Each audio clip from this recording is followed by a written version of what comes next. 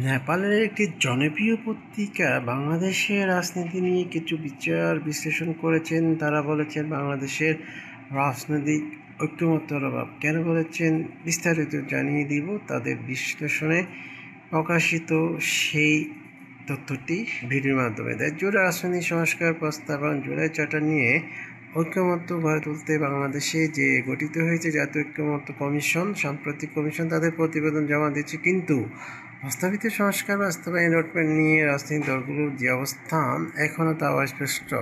এমনকি দলগুলোর মধ্যে অনেক গভীর বিভাজন রয়ে গেছে বলে ওই পোস্টে জানানো হয়।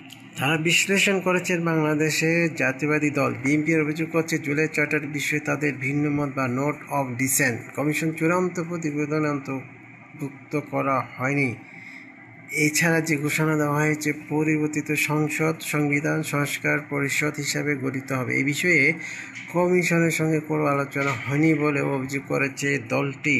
17 অক্টোবর 22টি রাজনৈতিক দলের উপস্থিতিতে জুলাই চার্টার জাতির সামনে উপস্থাপন করা হয়। এটি নতুন বাংলাদেশের যাত্রার সূচনা হিসেবে ঘোষিত হয়, কারণ এনসিপির বেশিরভাগ সংস্কার প্রস্তাব ঐক্যমত্য গড়ে তুলেছিল। তবে ছাত্র নেতৃত্বাধীন ন্যাশনাল সিটিজেন পার্টি এবং 5টি বাম দল ওই চার্টারে সই করেনি।